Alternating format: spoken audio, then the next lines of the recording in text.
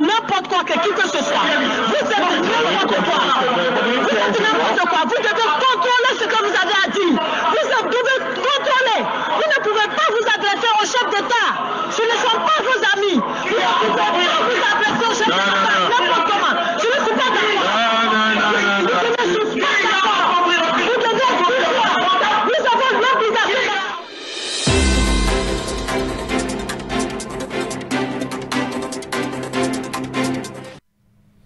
Mesdames, Messieurs, une fois de plus, bonjour. Bienvenue à vous sur Elvic TV Résistance. Nous sommes à la médiane de la journée, de cette journée du vendredi 9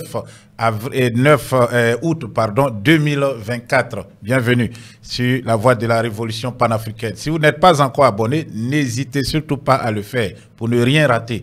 Car ici sur Elvic, nous publions tout au long de la journée les dernières informations en trait avec le continent africain et surtout l'Afrique de l'Ouest, la zone d'influence donc de la CEDEAO et aussi de l'AES. Donc n'hésitez pas. Si vous vous abonnez, cliquez sur la clochette afin de recevoir les notifications dès lors que nous sommes en direct ou nous mettons une nouvelle vidéo.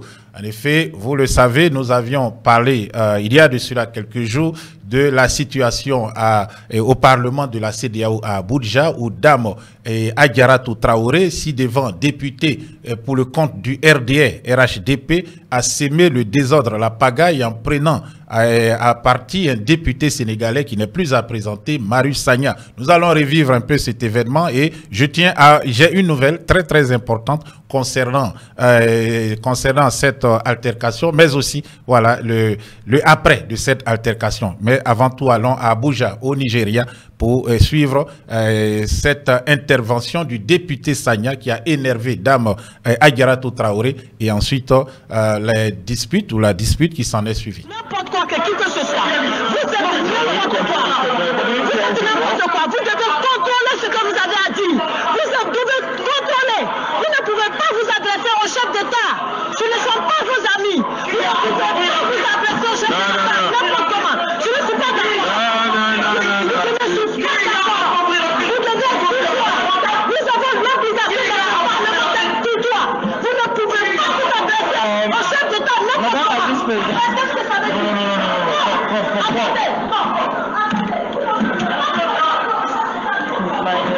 My phone is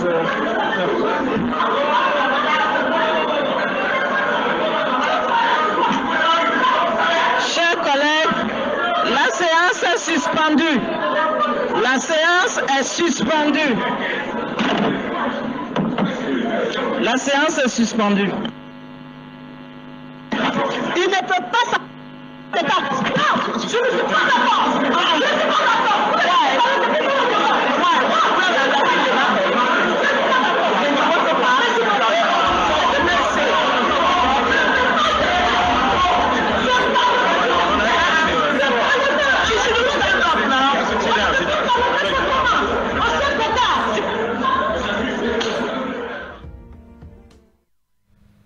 Adjaratou Traoré dans ses états face à la vérité, la pure vérité, cette vérité que nous vivons tous au quotidien, que Marius Sagna, député représentant le Sénégal dans cette assemblée de l'Afrique de l'Ouest, de la CEDEAO donc, dénonçait ici une vérité sûre par tous. L'Afrique n'est pas pauvre, l'Afrique est appauvrie. Adjaratou Traoré n'a pas supporté cela. Peut-être qu'elle pensait qu'elle rendait service ainsi à Alassane Dramane Ouattara, son mentor, qu'il a envoyé donc dans cette assemblée où elle représente aussi la Côte d'Ivoire. Elle est vice-présidente, je rappelle, de cette assemblée. Adjaratou Traoré a été accueillie en héros à son retour en Côte d'Ivoire, à Abidjan. Elle était invitée des plateaux de télé. Écoutons-la sur Live TV, une chaîne de télévision ivoirienne, justifier son acte indigne au Parlement de l'Afrique de l'Ouest. Qu'est-ce que vous lui reprochez ce que je reproche au député Sagna, en fait, à Sagna, en fait, c'est le ton irrévérencieux, c'est des propos véhéments contre les chefs d'État et c'est des attaques directes. Voilà. Et il a été à maintes reprises interpellé et le bureau l'a convoqué pour qu'on puisse quand même harmoniser un peu les choses, les débats, réorganiser. Peut-être on s'est dit que comme il est nouveau, il n'a peut-être pas le fonctionnement, il ne connaît pas le fonctionnement du Parlement. Donc c'était l'occasion pour nous d'échanger avec lui et puis lui donner quelques orientations. Mais il n'est pas venu. Il n'a pas répondu à la convocation du bureau. Et moi-même, personnellement, je l'ai approché par 2 fois en séance. Et il m'a dit qu'il est libre de dire ce qu'il veut, comme il veut et quand il veut. D'accord. Voilà, et justement, vous avez parlé de propos discourtois à l'endroit des chefs d'État, mais que répondez-vous à ceux qui estiment en tout cas que ce n'était pas votre rôle de défendre les chefs d'État? Non, je n'étais pas en train de défendre les chefs d'État. Nous avons un fonctionnement. Nous sommes un Parlement qui ne légifère pas. Nous émettons des avis, nous soumettons des avis à la conférence des chefs d'État. Et donc, quand nous soumettons ces avis, c'est au chef d'État de l'appliquer ou ne pas l'appliquer. Voilà, donc il ne s'agit pas de défendre les chefs d'État. En réalité, le fond de ce qu'il disait, pas que ça ne m'importe pas, mais c'est pas contre le fond en fait que je me suis insurgée, c'est la forme. C'est la forme, parce qu'on ne peut pas, en même temps qu'on nous met en mission, on ne peut pas venir les traiter de tout ce que nous voulons et puis espérer que des avis qui vont être soumis seront traités. C'est ça le problème. Pour rester sur très rapidement, pour rester sur le fond et sur la forme, qu'est-ce que vous reprochez à la forme? Parce que quand on regarde les vidéos, la forme qui a surtout choqué, c'était la réponse que vous avez eue. Parce que sur la forme, toujours, il y a eu des explications. Il n'était pas en train de crier, il s'exprimait, ça n'a pas été injurieux. En tout cas, de ce que nous, les spectateurs, on a pu regarder, on a plutôt été choqués par votre réaction. Donc, quelle est la bonne forme pour vous? En fait, vous savez, on a commencé la session depuis le 1er juillet et à chaque prise de parole, il s'est adressé directement au chef de l'État. Et puis, vous savez, la vidéo qui a circulé, que vous voyez, ne relate pas toute la séance. Voilà, donc il y a eu quand même plusieurs interpellations et même pendant la séance, il a tenu des propos un peu difficiles vis-à-vis de nos chefs d'État. Il a même cité les chefs d'État et 2 jours avant, nous avons eu... Il a cité les chefs d'État. Cité, oui, bien sûr, parce que nous avons eu la réaction, un communiqué du gouvernement de la Guinée-Conakry qui a répondu. Nous avons aussi le Bénin qui a répondu. Et après l'incident, nous avons le Cap-Vert et la Guinée-Bissau aussi qui ont répondu à ces attaques. Et il a cité nos chefs d'État. Et bon, c'était inconcevable pour nous d'accepter d'abord en tant que membre du bureau. Il y avait l'image du Parlement à ne pas ternir. D'accord, Aïcha. Oui, honorable, le sang-froid a été perdu, on a tous vu, on n'est pas là pour rappeler ça encore une fois.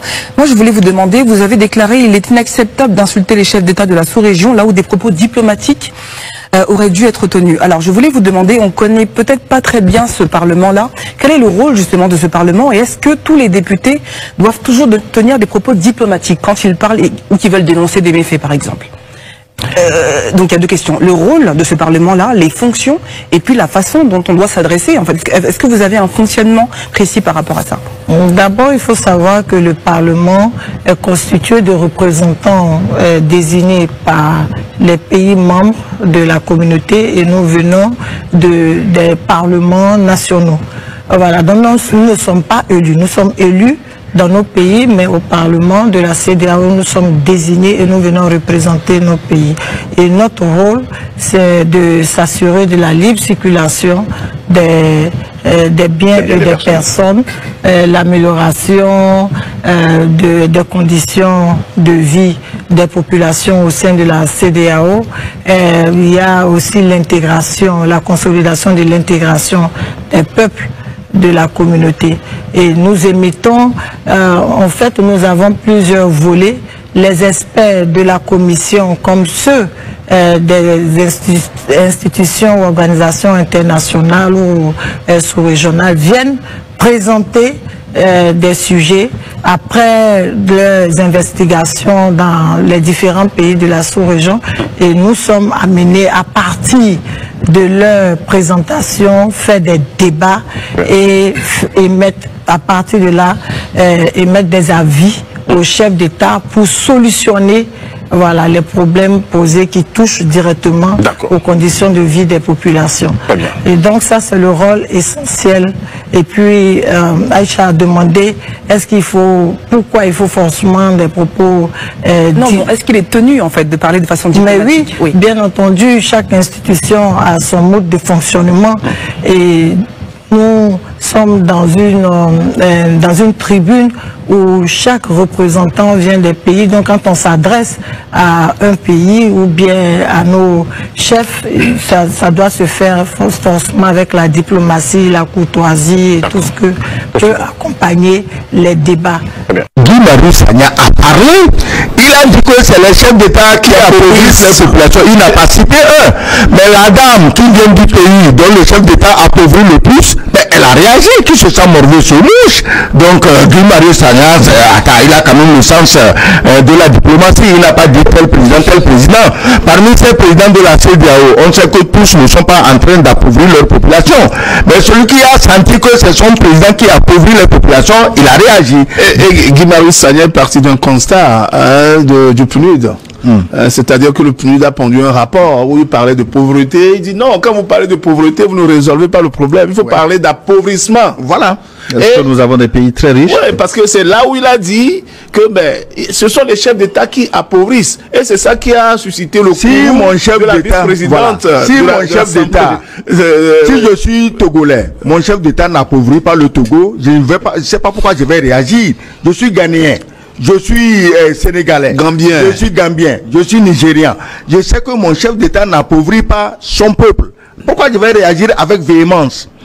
Hein? Elle n'a pas été la vice-présidente de l'Assemblée, qui est ivoirienne, n'a pas été indexée d'ailleurs. À la tête de son pays, un appauvrisseur professionnel des peuples, mais elle a réagi. Merci pour sa réaction, ça nous a éclairé.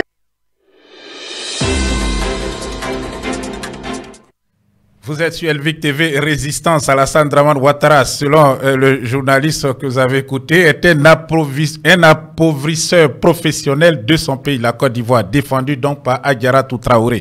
Donc la nouvelle est la suivante. Dans quelques jours, Adjaratou Traoré va sûrement se retrouver à Abidjan avec Guy Marius Sagna, le député sénégalais, dans le cadre de ses fonctions à la CEDEAO, au Parlement de la CEDEAO, sera en tournée en Côte d'Ivoire. Les Ivoiriens vont sûrement se mobiliser, ceux qui soutiennent ce qu'il a dit vont se mobiliser pour lui réserver un accueil digne. Et aussi, sûrement, il y aura des débats ou des invitations sur des plateaux télé. Guy Marius Sagna est aujourd'hui un héros en Afrique, car c'est une voix qui dénonce haut, très haut même, dirais-je, ce que d'autres pensent bas. En effet, les autres parlementaires de la CEDEAO ne sont pas du tout d'avis avec Madame Adjaratou Traoré, ce qu'elle a expliqué, les raisons selon elle, pourquoi elle a réagi ainsi à l'Assemblée. Et en tout cas, ces raisons ne sont pas partagées par d'autres députés. Nous écoutons. Et s'agissant de la scène, ou des scènes auxquelles nous avons assisté, particulièrement de celle de la dame de la Côte d'Ivoire, je voudrais juste demander pardon aux citoyens de la sous-région, aux femmes, pour elles, parce que en tant que femme et femme politique, j'ai eu honte du rôle qu'on veut faire jouer aux femmes, que les régimes qui veulent maintenir coûte que coûte, qui veulent se maintenir coûte que coûte et brimer les peuples, j'ai honte de ce que ils utilisent tous les femmes pour les défendre, pour faire le sale boulot. J'aurais été très fier de voir mes sœurs femmes s'illustrer du haut de cette tribune communautaire dans le sens de la défense des intérêts des peuples plutôt que de la défense de ceux qui gouvernent et qui gouvernent mal. Et puis quand vous gouvernez, mais vous êtes appelés à recevoir toutes sortes de critiques que vous analysez et vous prenez ce qui est bon pour avancer Même s'il y a des critiques non fondées, vous les laissez de côté. Mais on ne peut pas, du seul fait qu'un élu du peuple critique des chefs d'État, dire vous leur parlez, vous devez leur parler avec respect. C'est des dieux. Ce ne sont pas des hommes, des êtres humains qui peuvent se tromper. Mais je me réjouis de ce qui se passe. C'est des signes que plus rien ne sera comme avant. Nous allons évoluer au Togo et dans la sous-région. Et je lance un appel pour que mes sœurs, les femmes, n'acceptent plus de se faire utiliser pour des causes mauvaises. C'est nous qui donnons la vie et nous devons défendre ce qui est bon pour les peuples, pas ce qui est bon pour ceux qui dominent. Et ça...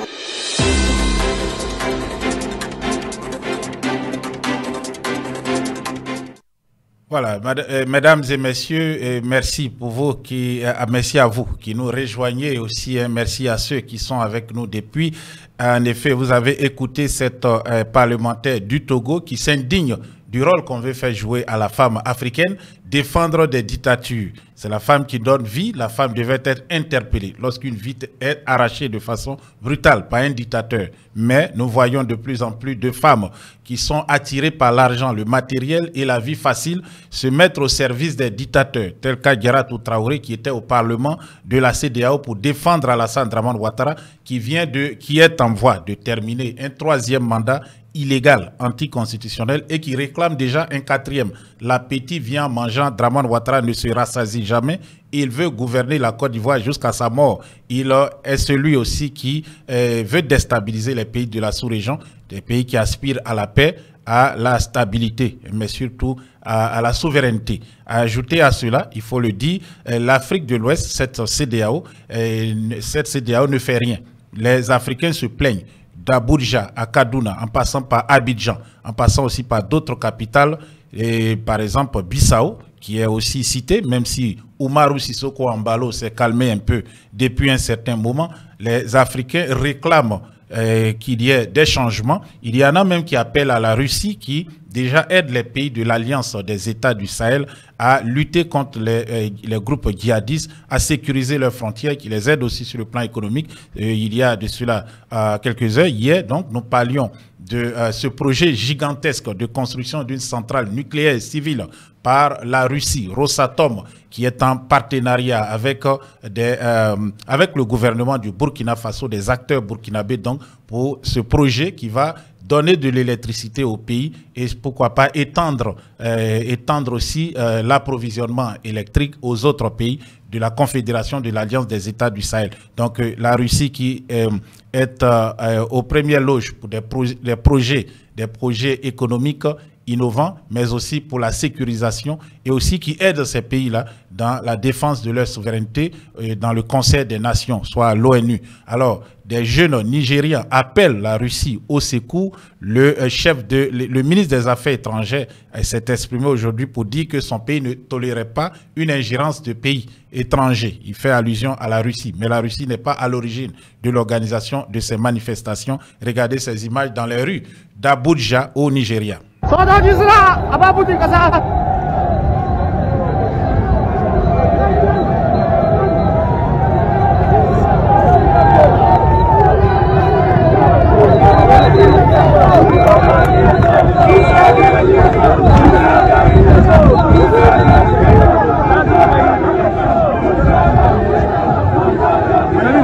We are Nigeria.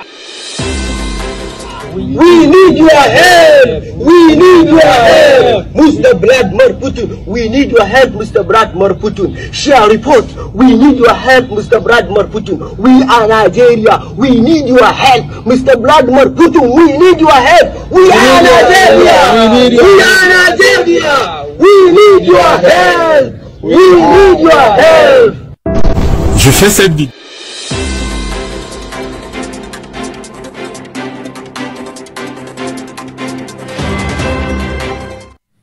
Voilà, mesdames, messieurs, donc ici nous nous arrêtons. Guy Marius Sagna, député à l'Assemblée de la CEDEAO, qui siège à Abuja au Nigeria, le Nigeria qui traverse des moments difficiles aujourd'hui par des manifestations de rue avec plusieurs millions de personnes, de participants donc à ces manifestations qui réclament des meilleures conditions de vie, qui réclament la fin de la corruption, qui réclament aussi la fin de la cherté de la vie. Donc Guy Marius Sagna siège au Parlement là-bas à Abuja. Il sera à Abidjan où il va probablement peut-être rencontrer Dame Adjaratou Traoré, vice-présidente de ce Parlement, qui est pour le compte de la Côte d'Ivoire, qui était aux prises avec ce député qui dénonçait la gestion calamiteuse de certains chefs d'État. Elle s'est sentie morveuse, elle s'est sentie touchée, car elle reconnaissait dans les dits de Guy Marius Sagna le rôle néfaste d'Alassane Dramane Ouattara.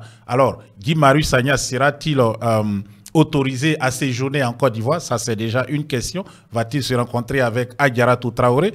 Et les Ivoiriens vont-ils se mobiliser pour lui réserver un accueil digne de son rang, un accueil chaleureux de quelqu'un qui combat pour les défavorisés, pour les moins nantis? Et puis aussi, surtout, de quoi va-t-il parler au cours de son séjour à Abidjan? Pendant ce temps, nous suivons la désintégration de la CEDEAO, la situation donc au Nigeria, où je vous ai montré à l'instant, nous vous avions montré à l'instant les manifestations de rue où la jeunesse réclame l'assistance de la Russie. Restez en notre compagnie. Dans les prochaines heures, nous aurons d'autres éditions de l'Éléphant des Beaux afin de vous tenir informés de ce qui se passe sur le continent. Isaac Kofi, depuis les studios d'Elvic TV à Bamako, au Mali.